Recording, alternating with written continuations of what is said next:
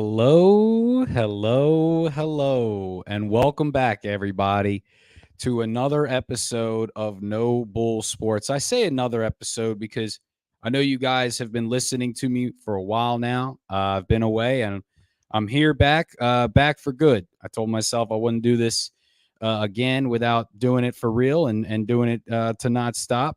Thank you very much to Drive to the Top Productions for helping me out and producing this show. They're great guys.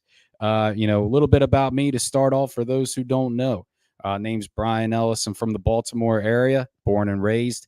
Avid sports guy, avid golfer, and I've decided to pivot my podcasting into the golf realm because let's face it, that's what I do these days, and that's what I like to do. I pay attention to it. I'm into it, and a lot of friends and family of mine are very into it. And it's a growing sport in today's society. As we all know, there's a lot to go into today. I got a great guest with me today. He's been on my show prior. Now we're going to see his lovely face, as you are mine. And without further ado, my boy Joel Detweiler. How's it going today, Joel? Hey, what's up, Brian? Thanks for having me, man. Hey, Appreciate man. it. So stoked to have this back and have you back on here, man. Loving the leather couch setup you got going on. Thank you, sir. Um, My little man cave down here. yeah, man. You got to love it. Got to love it. Same here. Hey, I want to get going real quick just to start off with you. I'm going to get into you. I just mentioned that a lot of my friends and family play golf a lot. You have been essential to my golf game, sir.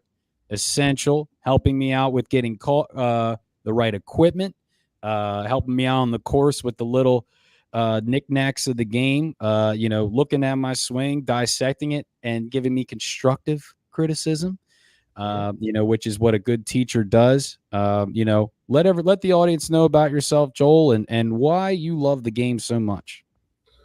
All right. Well, I'm also from the Baltimore area, like yourself. I grew up playing golf, started at about 10, 11 years old. Big family sport for me.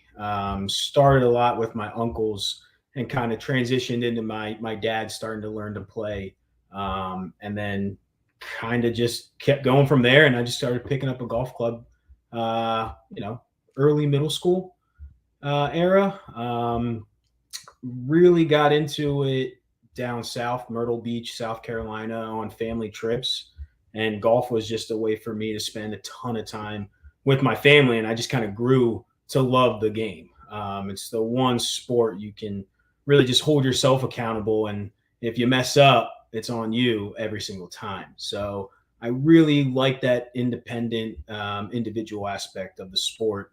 Coming from someone who was a full team sport background. We played ball together, baseball together for years, and always about a team for so long into my sports career through high school and college.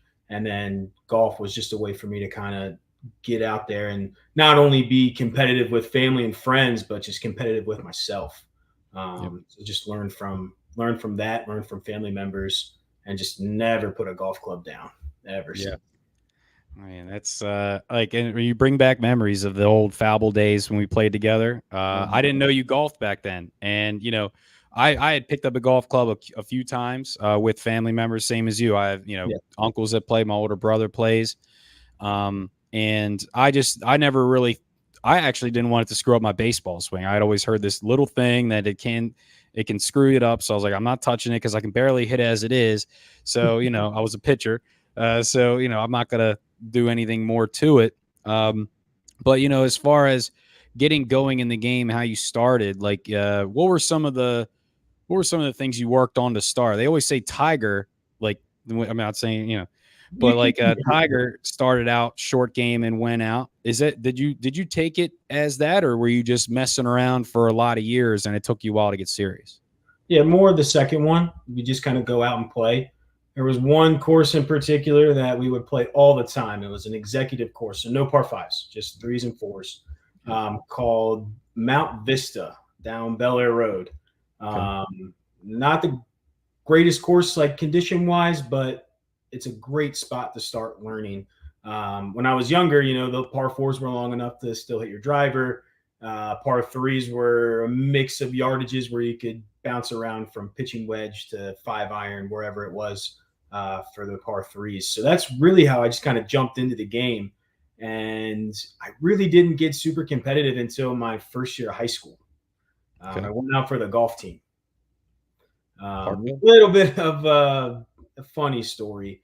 I wish I would have stuck with it all through high school. I played my freshman year. I did really well. Started practicing a bunch more, but you kind of get that not necessarily peer pressure, but guys are looking at you like, really? You play on the golf team? You're not playing football. You're not playing soccer.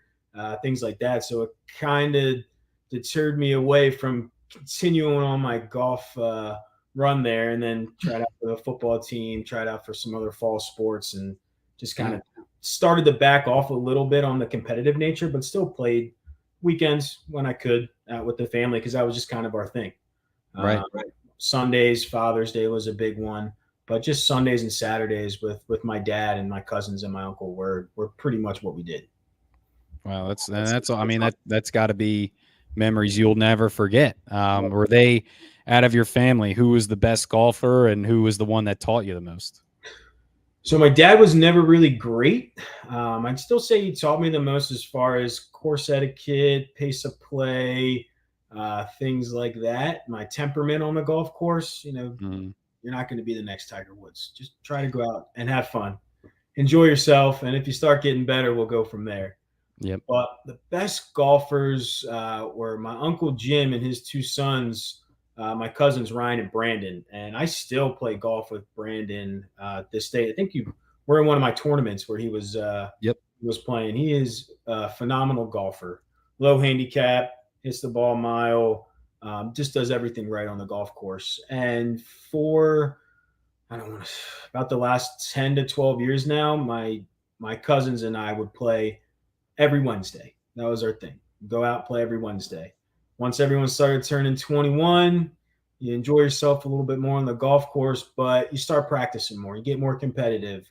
A little bit of wagers here and there on the holes. Play different types of skins. You play different games, closest to the pin type stuff throughout the round. So as I've gotten a little bit older, I've practiced a lot more, but wanting to still be competitive with my family and friends to still be the best, as one of the best. Yeah. No, I mean, it is a sport, it's a game or a game or sport, whatever you want to call it. There is a lot of competition involved. There's no doubt. I mean, there's a reason why Michael Jordan plays it so often and bets so much and loves it. It's because of the ultimate competition. He's the ultimate competitor, right? I wouldn't want to play. I don't know if I want to play with that guy. Yeah. There was a story, like, I don't know if you ever seen like Charles Barkley talking about playing with him, and he was like walking in his line one time, and MJ's like, "Hey, can you get out of my line? This is an important putt." And he's like, "What?" He's like, he thinks it's like 1,000. He's like, "Yeah." And he's like, "What are you talking about?" He's like, "It's $100,000 putt, son. Get out of my, $100,000."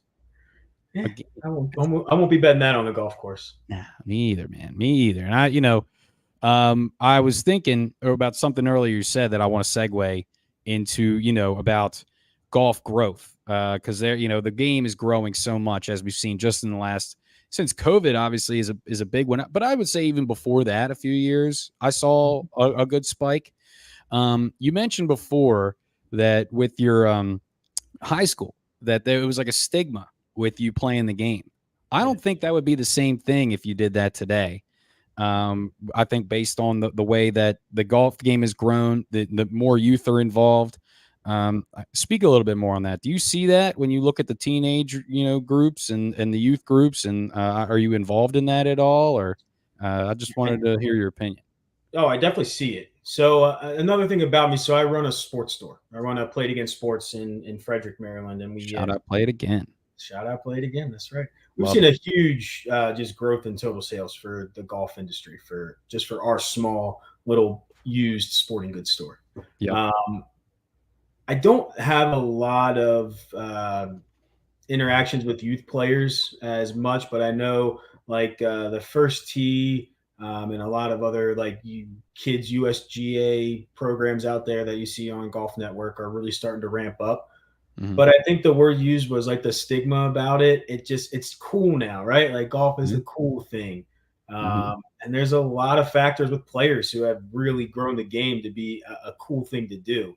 When I first started in high school, it just wasn't. It wasn't the cool. I wasn't the cool kid to be on the golf team, to be lugging your golf bag around, walking to get your exercise when the soccer players are playing and the football guys are running Sure. right next to you, and you're just walking around with your golf bag doing nothing. Sure. So it was like, Yeah. I could see that. I could see that. freaking nerd. And Yeah. and now Break a now it's like sweat. everyone plays golf. Like golf is blown up. A lot of it Tiger Woods pre-COVID, before the COVID stuff happened. Mhm. Tiger Woods just unbelievably polarizing as a human being. Right. You say what you want about his personal life off the course, sort of issues, but on the golf course, I mean, there are countless moments that this guy has just made cool and fun and awesome. Yeah. We've seen it going into 2019 when he won the Masters. This is before COVID, but you saw that giant group of people just following him. I mean, Mhm. it's unreal what he's done for the game of golf. And I think a lot of the new players, the Ricky Fowlers, the Jordan Spieths, these young guys who are hungry and they're ready to play, and they're also relatable. They have a good attitude, a good sense of humor. They interact with the kids, with the parents. Yeah.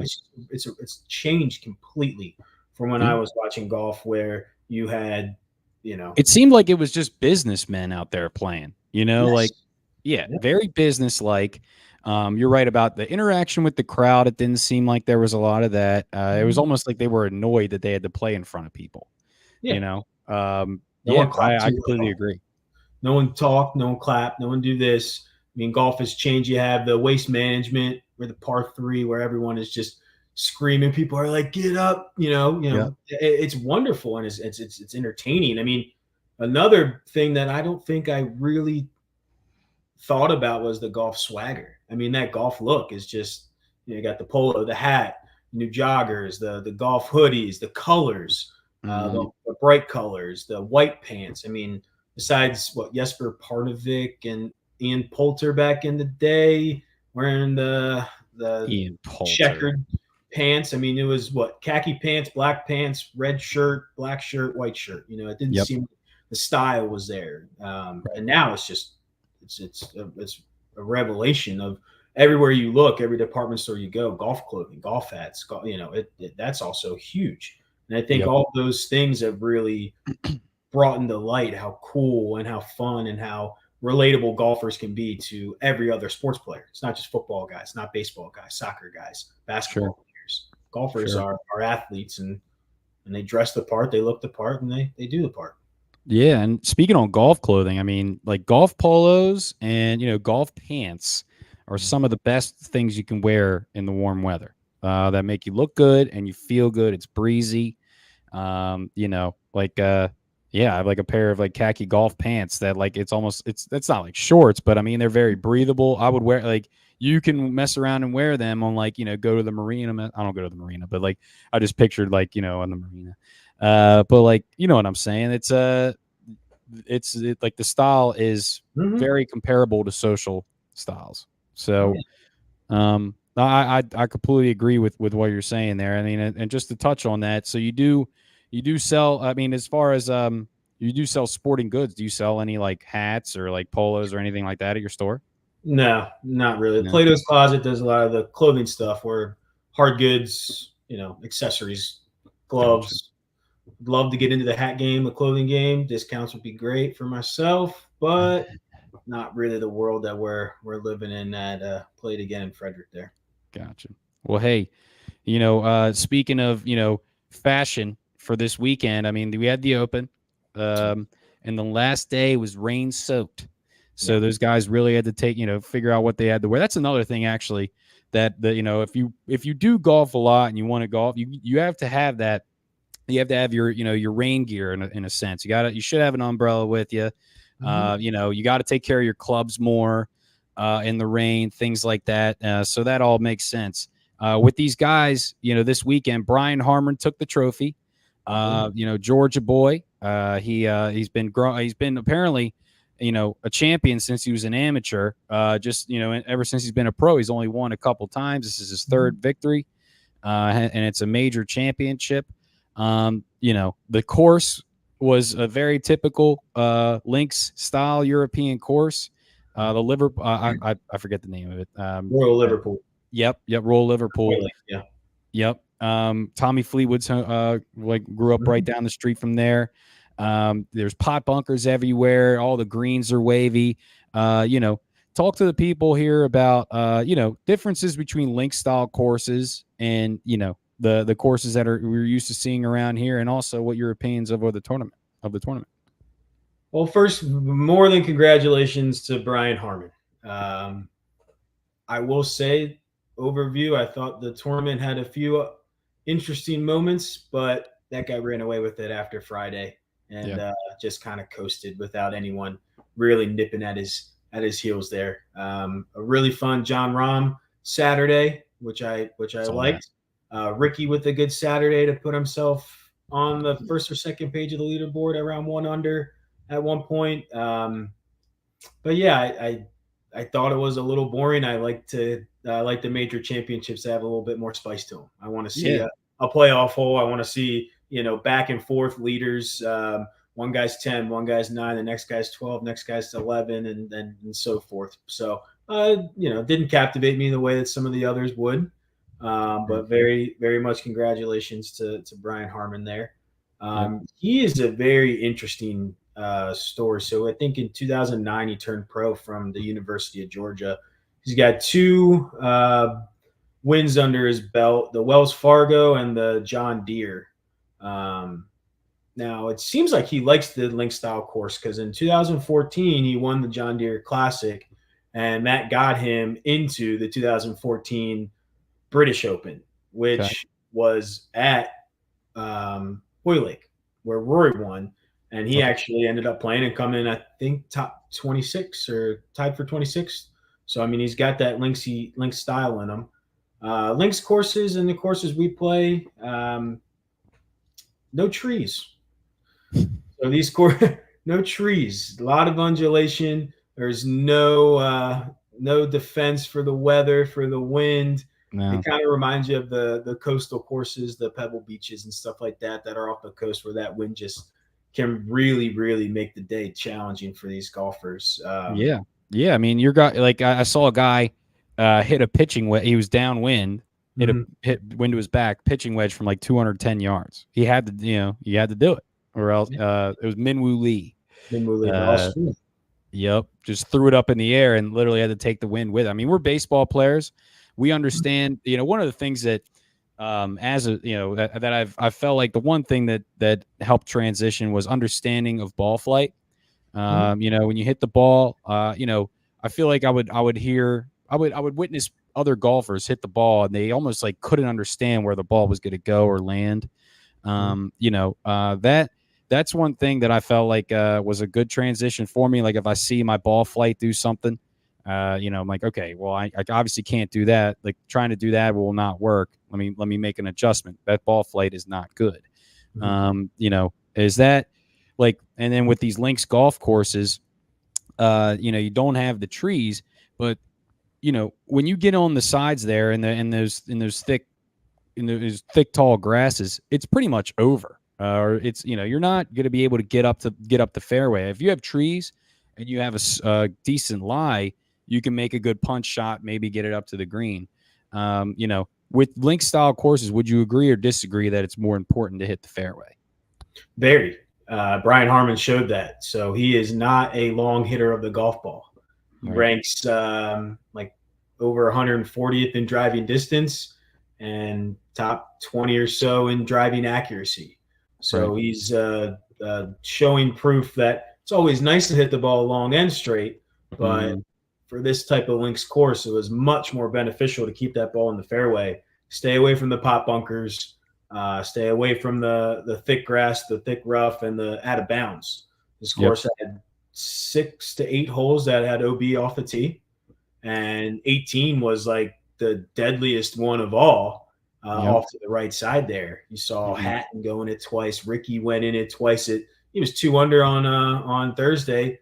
Goes to 1 over after 18, Yep. getting the triple, just hitting the ball OB off the tee. So if you can keep your ball straight in that fairway, you just have a much better opportunity to score at a link Right. style course like that. Right, right. Yeah, I saw that. And there was a couple holes, like you said, there's probably like 4 or 5 holes that had that right along the right side. Mhm. And then you also see some of those guys just pull it so far left because they were like, I can't screw with that. Yeah. And it makes you feel a little bit better as an amateur golfer to know that these still play with the best of the best minds. Yeah. So, good stuff there, man. Speaking of Brian Harmon, the lefty, if you really think about it, you got him, you got Phil Mickelson, and Like maybe a weird. couple other guys, like that are left-handed playing professional golf. Yeah. It's if you look at America, you look at the world, it's about 90-10 split of lefties, righties, but that's not the same in the PGA at all. And then if you look at baseball, for example, it's actually an advantage to be a lefty in a lot of ways. With golf, is it just that there's so many right-handed favored golf courses, or is it that it's just not a swing suited for lefties, Um, or nothing? I will say I think a lot of left-handed golfers will say that courses are suited more for righties. And I think a lot of coaches and tour pros who teach will, especially if someone's trying to learn at a young age, will push for a golfer to be right-handed. Right. Um, Interesting. I also have found that the market for golf clubs is predominantly right-handed.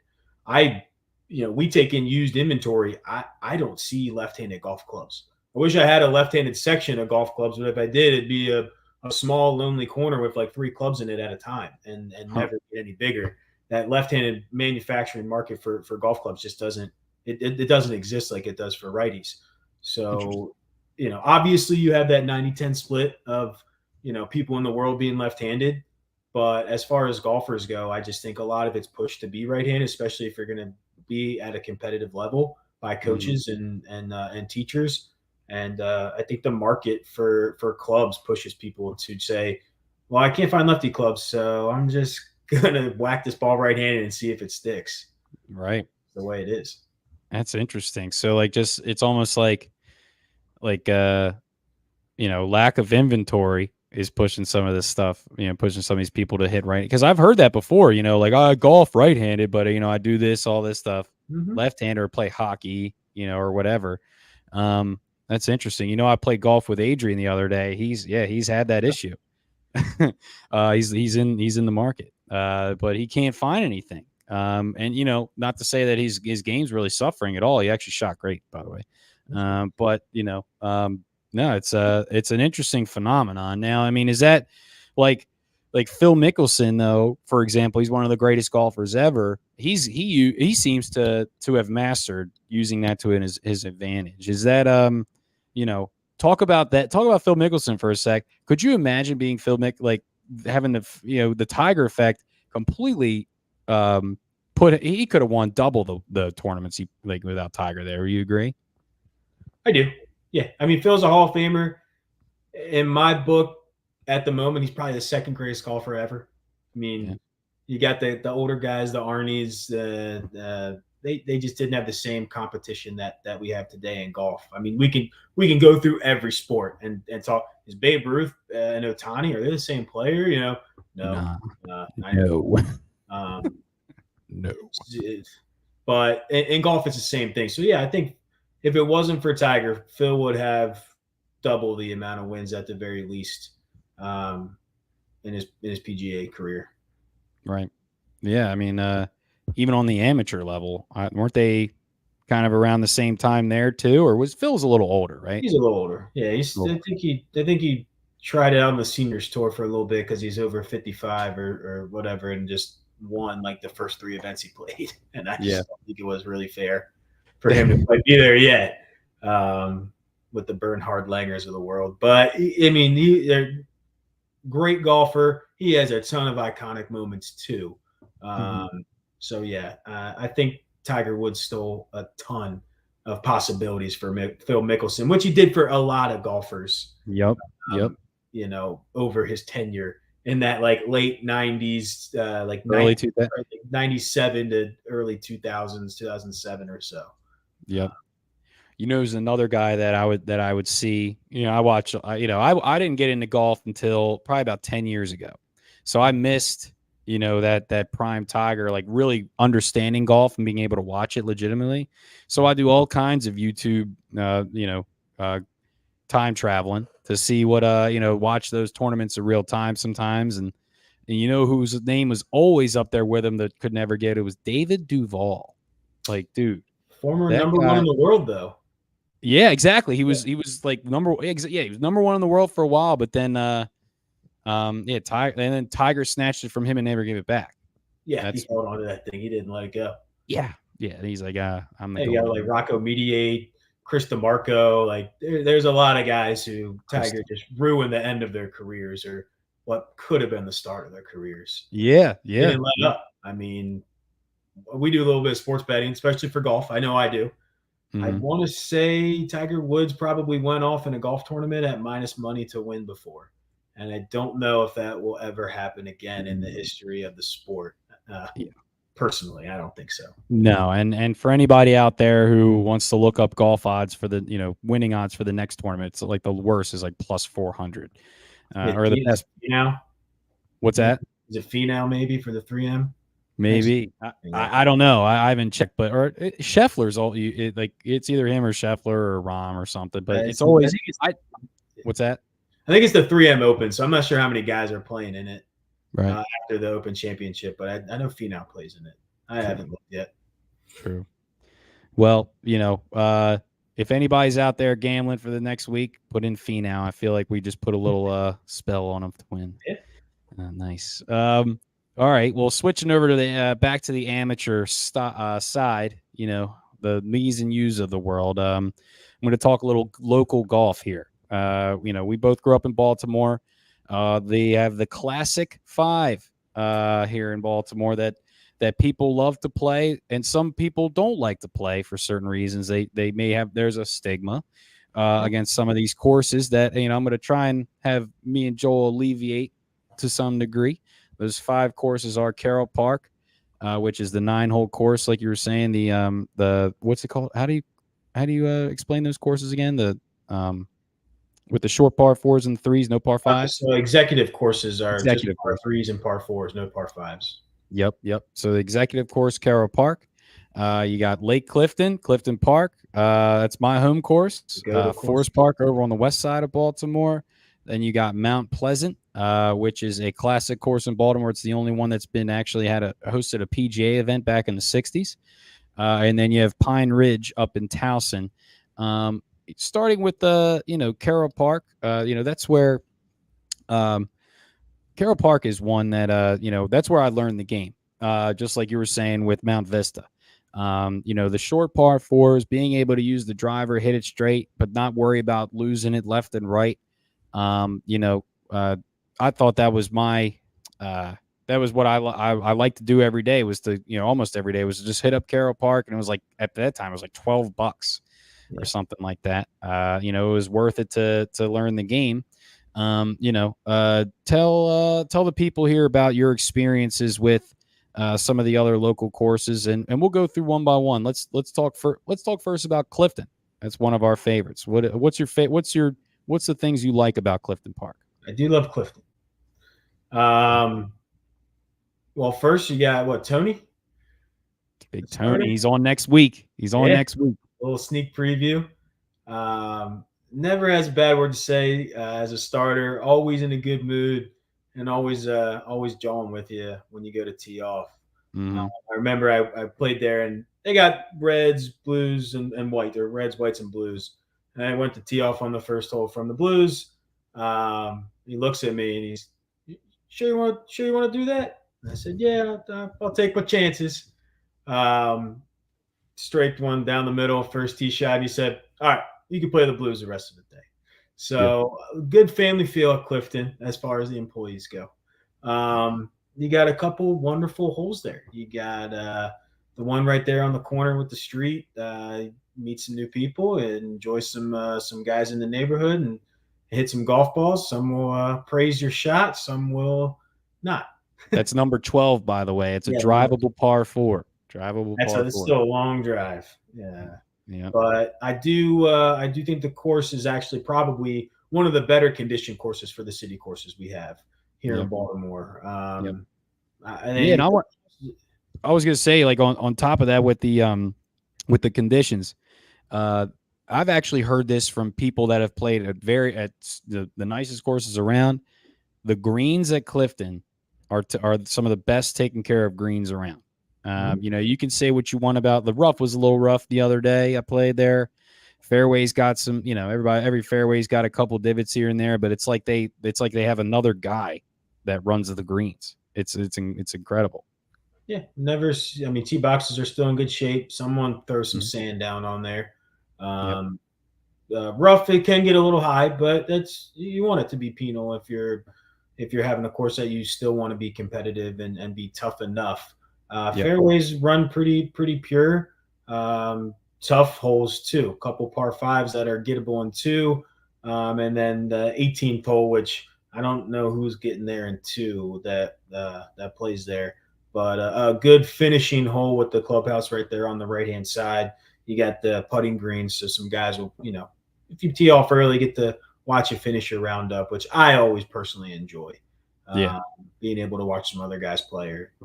Yeah, I mean, no, like that's a good point too. Like, you know, seeing the guys tee off on the next one, like teeing off at the clubhouse where people can see you. You know, it's a cool thing to be able to hit that good first drive. You get some claps. You know, good ball, you know, whatever. And then, you know, obviously if you hit one left in the Hip Hop Chicken's parking lot, you're going to hear some shit about that too. You know, that's never fun. You know, going on to the other 3 courses though, I just want to speak real quick on Forest Park. This is, I think, the course that gets the bad rap around town. And I want to, you know, just kind of give a little bit of insight on this place. It's actually one of my favorite places to play based on the challenging. I think it is. Mount Pleasant is the longer course. I think Forest Park has about 4 or 5 holes that are some of the most challenging in the area.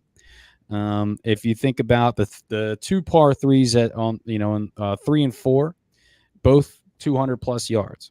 Then you go to the back, and there's 2 par 5s on the back that are no fun. There's a shorter par 5 that's about 460 yards, 470, but you got to hit that tee shot straight or you're screwed. One of those things. And then 18 at Forest Park, that might be the toughest hole in the city. I don't know if you know that hole, but if you don't hit a great draw around, you know, those trees, I mean, you're 320 yards out, and it's a problem with and not a ton to work with. There's like a hazard area in the middle. It's no fun. I like that course because of the challenges there, and you know the conditioning there is getting better. You know, a few years ago, I think it had a little bit of a slump. It may have taken a hit in a public, in a public stance, but no, I think Forest Park's the way to go now. And then the other 2 courses, Mount Pleasant and Pine Ridge, fantastic courses. I don't think anybody can argue with those 2 that they are. They're where you want to play if you want to challenge yourself in the area. They're a little bit more pricey. Clifton and Forest Park are the bargains. And I feel like those are the 2 that don't get the best rap around town. But I think it's for the wrong reasons. Certainly not for the course conditions, and certainly not for the staff that works there, because they do a hell of a job. So yeah, I mean, Classic 5. Everybody, book your tee time next weekend, or else. All right. And I think that segues really well into our next topic, because it's, we're talking basically about the bougie golfer, right? That puts their nose up at, I would never play a horse park. We don't, LP, no way.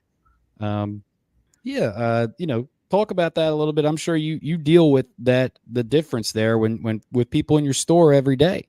What are some of the stigmas about the regular golfer and the bougie golfer, and why don't they like each other sometimes? Is there seems to be a little bit of a disconnect there sometimes when you get on the golf course. Yeah, well, I will say everyone who comes into my store and wants to tell me about their golf game, they drive the ball 300 yards, every single one of them. I Which, drive 320. yeah, I'm sure. Thanks. I just that the lies that people talk about with fishing are even bigger when they talk about golf. I don't know what it is, and I'm not a wonderful golfer. I'm a fine golfer. You're good, dude. Uh, it's just hearing what other people say about their game to me is like, if you really had to brag this much about it, you're not any good.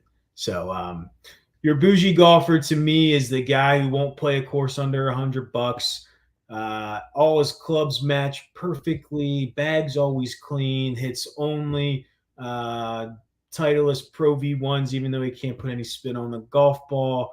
That type of guy or girl, either or.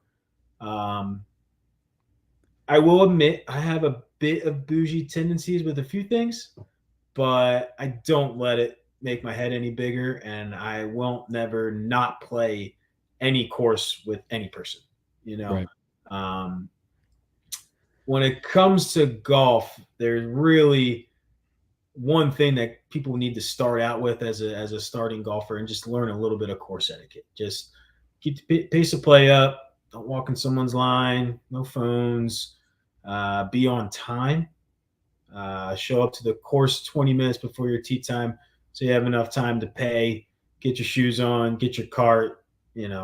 Things like that. So I wish more people would take certain aspects of the golf game into consideration more and not just focus on themselves, what they're wearing, what balls they're playing, taking 15 minutes to look for a golf ball because they're playing a $10 per hole match. It's like, right. Who cares, dude? Just drop your ball and move on. You lost the hole, So I wish more golfers could just be a little bit more even keel overall. Not everyone cares if you drive the ball 300 yards because you don't. Don't call up the course and ask them if they rolled the greens or what the greens are running at because it doesn't matter. It don't matter. You can't. People do that. It doesn't matter to you. Don't bitch if a course only has mats and not hitting off the grass. It's probably better for that person to hit off the mats anyway. They don't want to dig a crater into a driving range. So just let's all keep the peace a little bit and be a little bit keep our heads a little bit lower, our noses a little bit lower when we're talking about golf, because your average golfer doesn't break 100. Right. 80% of people, maybe more, who play the game of golf won't break 100 in their lifetime. Right. And that's a common misconception out there for people that, are getting into the game. Don't let it knock you down if it's taking you a little while to get to that, double digit number. Because some people never get there that play a long time. So that's good. Get the right gear. That's the key. Starting golfers need to get the right equipment. You can't be. I'm sorry. I said I played against sports. Played against sports. There you go. Come on in. I'll get you the right equipment. The technologies in golf clubs have just changed drastically. Your top price golf clubs years ago used to be your forged and muscle back and bladed clubs, and now they make a deep cavity set of irons for beginning players where they can still spend $700 to $1,000 on the iron set, but it will be a more forgiving club for that type of player. You don't need to tell everyone you're playing blades when you can't hit them anyway. Right. So get the equipment to match what you're looking to do on the golf course. Yep. If you want to really, really get into it, you got to get fitted. Length, lie, the weight and flex of the shafts. I mean, all those are super important to generate consistencies in your golf swing to make sure you're able to perform at your highest level. Right. So you find yourself swinging off the tee with your driver, and the ball has consistently this massive left to right ball flight, which you can call a power fade if you want, but it's a slice. You might have a regular flex shaft that's too light, and your swing's too fast, and you got to get the Mhm. club around a little faster. So, getting into the game of golf, if you really want to excel or you're looking to do that, you got to get the right gear for it. If you're not, you can get a set out of Goodwill, go drink some beers, and enjoy any day on a golf course, which is better than going to work for sure. Yep. Yep. I mean, we're looking at, the new equipment out there. I mean, you got to spend some serious money if you want to get some good stuff. I know going to just looking online, like if you want to get a brand new set of irons, it's $1,500 to $2,000. You can buy a car or you can buy a brand new set of irons. Uh, so, speaking on that, like, I feel like in the last, and I took it the same way with baseball too. I mean, with bats, when you went from the springy stealth bats back in the day to the BB core, right? They kind of did a deadened thing. I actually want to ask you about some of the new equipment deals that have been going on. They're thinking about deadening some of the clubs. I feel like either that or the balls, one of the It's the two. ball. It's The the ball. balls, I'm sorry. Yeah, they were think about putting in deadened balls because these guys are hitting bombs out there with these new drivers. The tees are getting moved back at all these big tournaments. What do you see going forward in that? I mean, they're the guys in college I've seen are their ball speeds 190 plus. A lot of them. A lot of bigger guys are playing golf now because, like you said, it's cool for the athletic guys to do. So you got guys that are, 6'4", 6'5" monsters figuring out a way to get that golf swing down because of the new technology. What do you think is the future there? Well, I personally like the long ball. It's like a baseball.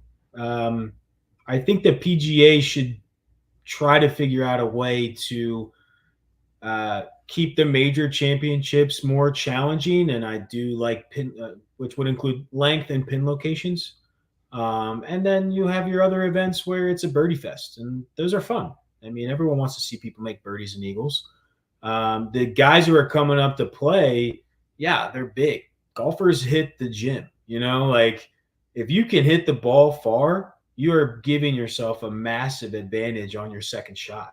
Yeah. What's easier to hit? 200 or 190-yard 6-iron with a little bit lower ball flight to attack a pin, or a 9-iron from 155 where you can get the ball up and get it back to spinning. Yep. It's just a lot easier. So distance is really magnified for a lot of these really good players. I know Brian Harmon, we talked about, just one on being more accurate, but a majority of the time, the really, really good golfers, it seems, the Rorys, the Rahms, the Scotties, they have both. They have the accuracy and the distance, and distance plays just a massive advantage. I don't really think they should take that away. These guys work hard to get that extra advantage. I mean, everyone's got the tools. Everyone Yeah. can get the same clubs. Yeah. Um, but if you want to put the time and effort into perfecting your swing or getting stronger, building your core, making sure your hips get through the point of contact correctly, you can hit the ball further. And if you want to put in the time and the effort and you have the talent to do it, I don't think that they should be making that limited for those types of players. I mean, you don't tell Tyreek Hill he can't run as fast in football just because he's faster than everyone. So I don't want to. I really don't want him to see him. Don't want them to do anything about it. I'm fine with them moving the tee boxes back, generating more undulation on the fairways. That way, guys have shots above or below their feet more often. Keep the greens well groomed and nice. Don't make them Chambers Bay like, but you can still make them difficult. They can roll at different paces. The greens can have more undulation to them to make the courses harder. But I don't think they should do anything with the equipment. I hope they don't follow through with that much further than what it seems like they are with the golf balls. Because I just think if you work hard to maximize one skill you have with driving distance, I don't want to see them diminish it and take that away in any way. Right. Right. And even more to that, like say they bring these new balls into play. they don't. What's the effect it's going to have on the second shot? You know, I mean, are they gonna after they drive the ball, they're gonna run up and replace the ball, with a newer ball now? I mean, imagine trying to hone in your iron game with these new balls too, because that's not something that's they're changing the course over. They're literally just changing it over the driver off the tee.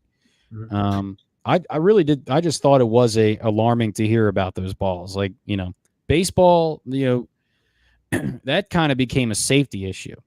The Yeah. reason why they changed the bats, in high school and in college, these bats they were using, and you remember we were like right in the height of that when we were in high school. The technology was so good, we would be getting jammed and hitting, over the fence, or the sweet spot was ginormous.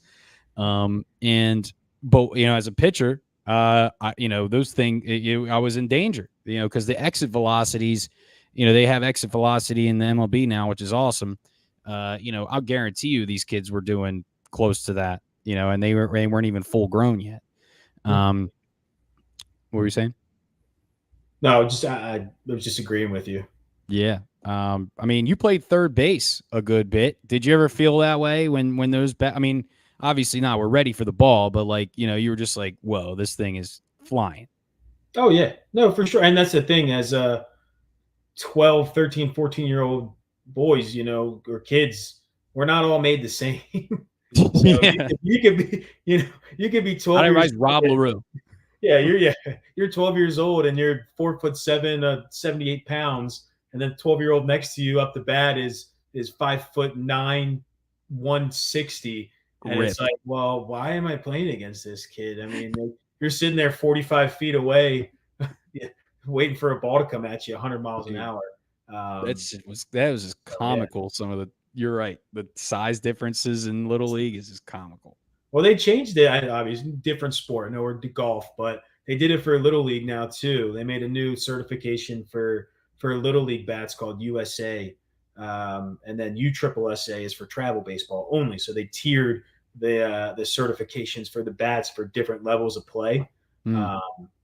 I still think that whether you're travel ball or Little League ball or rec baseball, there's still such massive differences in these kids. I'm sure Right. we remember, like I said, just 12-year-olds towering over top of us when we're when we're playing ball when we were younger. So, Yeah. but Yeah. No. Like that'll be an interesting thing to see with golf going forward. Is how they handle that. Um. You know. But I think the moving back of the tees. I think also the Bryson DeChambeau experiment. What he went through this last year or two, where he was really the first one you've ever seen to kind of max out the swing and still be able to be down the middle. He won a U.S. Open with it. But I think actually his like health was an issue too. He's like almost like a little bit too big for his own good. But he's a great golfer. Do you he's a live golfer. That's another thing. We wanted to end on here is I think a good last topic is this live golf PGA debacle of a merger baloney that's going on. This is how I feel. I think it was all a fiasco that was kind of thought of in the beginning by the powers that be to some degree. You see that in business a lot where they make fake fake rivalries essentially only to drive it up for everybody else, and then everybody cashes in, right? Do you see that? I mean, how do you feel about the guys that stayed with the PGA Tour, and didn't move over? And do you feel like they got shafted, or you just feel like everybody's rich and you don't really care? Or what do you what do you think about that whole scenario there, the merger? oh, I think at first I was like, oh, a new golf outlet. This is great. I'm all for it. The topic for another day. I think the TV rights on PGA golf are awful, and you need 45 um, different subscriptions to watch PGA golf before 3 p.m. on a Friday or Thursday. Yeah. But so I was at first very excited for Live. I wanted to just see more golf, and I thought it would just grow the game. Um, After it all happened, and it seems like we now have this merger coming together where you had the Live guys who are just Saudi backed money pointing fingers at the PGA, being the big corporate bully who doesn't treat people right. And then the PGA going to LIV saying you're just pumping all this money in so you can save face on human rights in Saudi Arabia. So, I think it became a lot more political in a sense to a lot of people. I think at the end of the day, after this merger, I was really disappointed with the PGA that basically said, if you leave to play LIV Golf, you're suspended forever from the PGA Tour Yeah. and the DP World Tour. Right. So you look at a lot of these guys who didn't take the money because they wanted to stay loyal. It doesn't affect Rory. It doesn't affect Jordan. It doesn't affect Ricky. These guys are very, very well off. You have a lot of middling players who win, like a Brian Harmon before this, who win 2 times in 15 years. Yeah. You can bounce around top 10s, top 5s, make your money. Well, you're talking about life-changing money for yourself and your family. These guys were signing $20 million contracts to join a league that is 3 rounds, team play, bigger purses, bigger prizes, and more money to go around. You're asking these guys to not do this and stay loyal because the PGA isn't going anywhere, and we're gonna, screw LIV. Right. And now they just merged with them. And I think a lot of it is TV rights based. I don't have a ton of the ins and outs on the deal that's kind of being reconciled. I think a lot of it's kind of hush hush. But I really thought it was a shame because what I thought would bring a lot of positive attention to golf seemed to bring a lot of negative energy, negative attention, and the splitting of players. Players were, Rory doesn't like this guy. This guy doesn't like Rory. They're not friends anymore because one joined LIV and one stayed the PGA Tour. So I think everybody hates Rory. That's how I feel about it. Like Rory's beefs. But yeah, Reed and Rory. So yeah, I thought it would be great, and it just didn't seem like it had that outcome that I thought it would. But I do think that the PGA was in the wrong for the way they handled a lot of their players who said, I'm going to stay loyal to the PGA Tour. Right. Right. No, I agree. I think another one, another interview I saw that had some good insight was Will Zalatoris. Very intelligent young man, great golfer. I think he's somebody who's going to win a couple majors one day. But he kind of said, he's like, we're all doing well out here. He didn't understand the jumps for a lot of people. Everybody's doing well.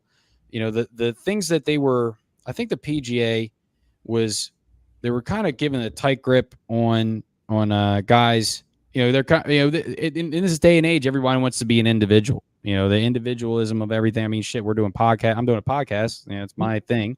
So I'm not going to say I'm not like that, but there's a certain extent, like, this is the PGA provides a platform that you can't really compete against. And I don't think LIV, I think, showed that you can do some sort of competing against it. But in my opinion, it was a little bit of a clown show, with the the music blasting all the time. Some people may like that. I wasn't a fan of that.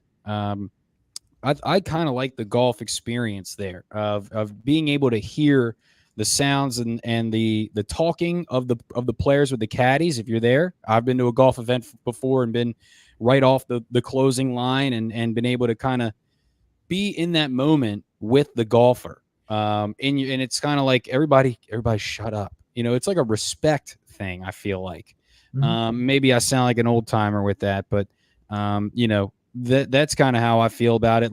I think LIV's going to have its place, going forward, as like the, I think for the guys, the golfers that want to do that and be like that, I feel like everybody should be comfortable in what they want to do to get the best golf out of everybody too. I mean, you certainly don't want to have guys out there that are upset, all the times at certain parameters, I mean, whatever. I mean, I just want to see you, play the best golf, and I want to see just as, the most people at the top of the leaderboard and all that good stuff. So, yeah, I think it'll be interesting to see where this goes going forward, what LIV is gonna, what kind of influence it's going to have on the younger golfers. It is bringing younger people into it too. There is that positive aspect. I will also just say with the LIV and the PGA, you finally had a competitor for PGA, so the purses are now bigger. Players True. that was the elevated events, which has been nice for PGA golfers. So the PGA didn't have to change, but now LIV came along. I thought the PGA should change a little, and now they are, which is one positive that I've seen from it. Gotcha. Nice, man. Yeah, like we will see going forward. There's a lot of excitement in the future of golf. I think the young talent is only going to go like this. Guys that are coming out of college, one of the things I've seen, when I didn't realize, how many of these guys in the PGA were college stars and then go to the PGA. For a while, I thought it was a lot of like you go amateur and then into it or something, but no, it's all, now I'm starting to follow the college golf circuit a little bit too. And you really start to see, you kind of get just like with college football or basketball, you kind of get you can't wait to see this guy do this. You can kind of see the superstars separate. So it's exciting. I guess to end this, Joel, I want to thank you for coming on. You've been super informative to the people here. There's a lot of insight that you provided as somebody who sells this equipment every day. The average golfer, has a lot to look forward to. Outside of, prices are going up. Yes, with playing golf. But that's why I wanted to shout out the Classic 5 today. There's courses around that you can play that are plenty in good shape if you just temper your thought process and your attitude a little bit, and you can fit your golf in, and there's places to go. Shout out to the Classic 5. I want to give it a couple other shout outs. Shout out to Adrian De La Rosa. I played with him yesterday. He's looking for a set of Lefty clubs, so look for him, Joel. They're coming. Let him know. You're looking for a while. I hear it. I also want to give a shout out to the whole crew that we all play golf with. We all know who they are. We'll be out there a lot this summer and this fall, next summer. It's going to be good stuff. Shout out. I got my cousin's fish market on here, Gibby's Seafood and Gourmet Market. Go over there up on York Road. Lovely seafood. And then, Joel, is there anybody that you'd like to say anything to before we get out of here? My wife won't watch this show, but nah. Shout out to my wife. Nah. What's up, Kyrie? No, just like you said, the boys we play golf with, and everyone just get out and play. Pick up the game. It's cheap to get some clubs, buy them used. Just enjoy your weekends, enjoy your days off. Get out and play some golf. You won't regret it. Yep, you will not regret it. And you can always play 9. Remember that. You can always play 9. That's a good point. All right, man. Thank you very much, and thank you for everybody for tuning in to the first episode of my of No Bull Sports with Drive to the Top Productions. Drive to the Top Productions has been great bringing me on here. Charm City Heavyweights is a show that I've been on here that just got finished. I think they're playing live right now. Baltimore Orioles and Ravens show. Matt Trigger's the host there. He's been essential getting me back into the game, so I'm excited for this, and hope you guys can tune in going forward. We got next week Tony, the starter he's from the Bahamas, and he'll be here next week to speak on the game of golf from his perspective. I feel like maybe on an international basis, see what it's like to golf down in the Bahamas. I've never done it, and see what his perspective is on the game and how it's affected his life. Because I can tell you right now, this is an interesting character that I'll have a lot to say. So everybody, thank you very much. Peace. Peace.